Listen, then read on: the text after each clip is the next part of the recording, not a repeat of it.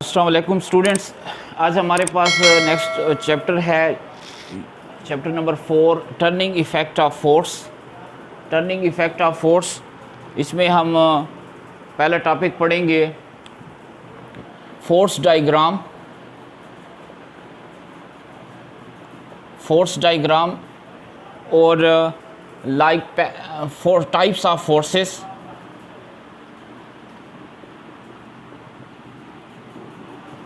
Types of forces. तो force diagram क्या है? फोर्स डायग्राम में हमारे पास ये है कि फ़र्ज़ करें जिस तरह एक टेबल के ऊपर ये बुक आपके पास मौजूद है, ठीक है।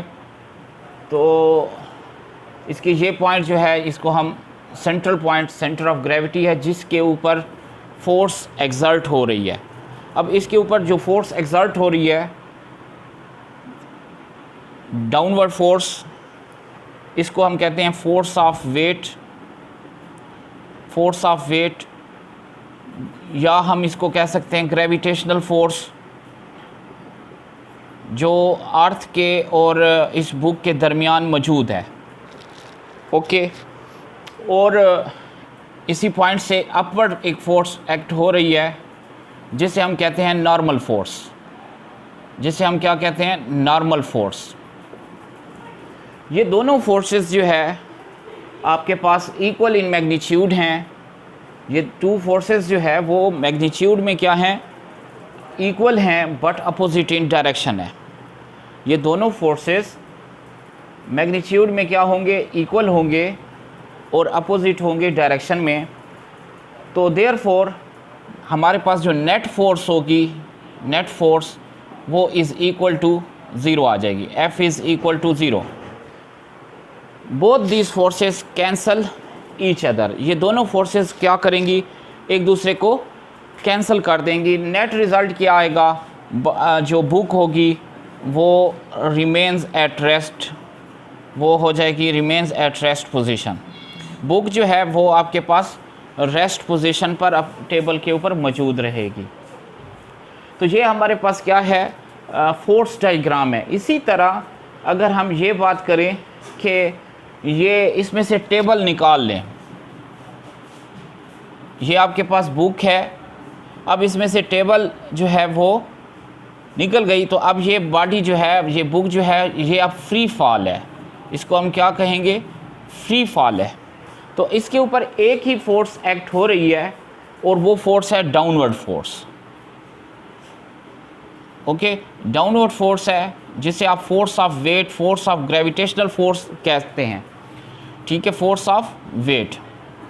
और ये एक्ट करती है इन डाउनवर्ड डायरेक्शन में, और बॉडी क्या करेगी? एक्सेलरेटेड होगी, और उसका एक्सेलरेशन जो होगा वो यूनिफॉर्म होगा, और उसको ग्रेविटेशनल एक्सेलरेशन कहते हैं। जबकि अगर आप इसमें देखें तो यहाँ बॉडी का एक्सेलरेशन क्या होगा?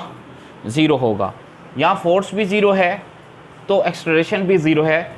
जबकि यहाँ पर फोर्स है, एक ही फोर्स है जो डाउनवर्ड एक्ट हो रही है। इसमें हमने एक और फोर्स मौजूद है जिसे आप फ्रिक्शन कहते हैं, एयर रेजिस्टेंस कहते हैं, लेकिन वो हम नेग्लिजिबल ले रहे हैं, ठीक है, उसको हम इग्नोर कर रहे हैं। वो फोर्स तो मौजूद है, लेकिन हम फ्री फॉल में जो इस बॉडी के ऊपर इफ़ेक्ट करेगी, लेकिन हम उसको इग्नोर कर रहे हैं। तो इसके ऊपर एक ही डाउनवर्ड फोर्स एक्ट हो रही है, और उसको हम force of weight, force of gravitation, और इसमें जो एक्सेलरेशन प्रोड्यूस होगा तो उसको हम ग्रेविटेशनल एक्सेलरेशन कहेंगे। तो ये आपके पास जो है हम क्या है? Force diagram. आपने इसको देख लिया कि ये बैलेंस फोर्सेस हैं, ये अनबैलेंस फोर्स है। इसको आप कह सकते हैं ये बैलेंस्ड फोर्स है। और जब बॉडी के ऊपर बैलेंस्ड फोर्स एक्ट होंगी तो बॉडी का नेट फोर्स जो होगी वो ज़ीरो होगी। और जबकि अनबैलेंस्ड फोर्स ये है, आपके पास अनबैलेंस्ड फोर्स है, और बॉडी जो है वो यूनिफॉर्म एक्सेलरेशन से मूव कर रही है, ठीक है जी। तो ये आपके पास फोर्स डायग्राम। अब हम इसकी तरफ, इससे हमें कुछ बातें वाज़ेह होती हैं फोर्स डायग्राम से। वो ये कि कुछ फोर्सेस हमारे पास पैरेलल लाइक होती हैं, कुछ अनलाइक पैरेलल फोर्सेस होती हैं। पैरेलल फोर्सेस वो होती हैं, पैरेलल फोर्सेस जो मैग्नीट्यूड में सेम हों और क्या हो, मैग्नीट्यूड में पैरेलल फोर्सेस ये हैं जो किसी बॉडी के ऊपर एक्ट होती हैं, मैग्नीट्यूड में भी वो डिफरेंट हो सकती हैं। उसमें सेम डायरेक्शन में अगर होंगी, सेम डायरेक्शन में अगर होंगी दो फोर्सेस, अगर वो सेम डायरेक्शन में हैं तो उसको हम लाइक पैरेलल फोर्सेस कहेंगे। अब इसमें हो सकता है कि ये फोर्स F1 है, ये F2 है, मुमकिन है ये फोर्स F1 ग्रेटर हो F2 से। ओके, इसी तरह हमारे पास अनलाइक पैरेलल फोर्सेस भी होती हैं। अनलाइक पैरेलल फोर्सेस वो होती हैं जिसमें जो है बॉडी के ऊपर अपोजिट डायरेक्शन में फोर्स एक्ट हो रही होती हैं। जिस तरह अभी मैंने आपको एग्जांपल दी जिस बुक की डायग्राम में, फोर्स डायग्राम में, तो वो अनलाइक पैरेलल फोर्सेस थी, एक अपवर्ड डायरेक्शन में थी और डाउनवर्ड डायरेक्शन में थी, तो ये अनलाइक पैरेलल फोर्सेस थी।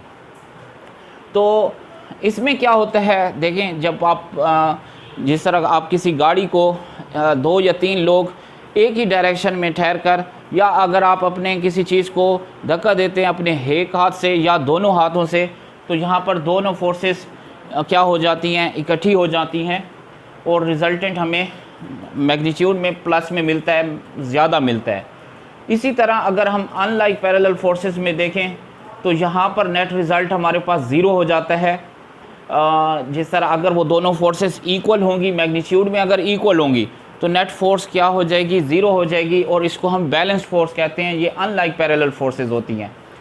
जबकि पैरेलल फोर्सेस में इसमें यही बात है कि अगर आप जो है किसी बॉडी को जो है अपोजिट डायरेक्शन में दो जो है फोर्सेस एक्ट हो रही हों, तो अगर वो फोर्सेस इक्वल हैं तो नेट रिज़ल्ट क्या आ जाएगा, वो हमारे पास ज़ीरो आ जाएगा। उसको हम जो है अनलाइक पैरेलल फोर्सेस कहते हैं। जबकि पैरेलल फोर्सेस में दोनों फोर्सेस एक ही डायरेक्शन में एक्ट होती हैं। ओके, तो ये फोर्स डायग्राम और पैरेलल फोर्सेस जिसमें आपके पास like parallel forces and unlike parallel force.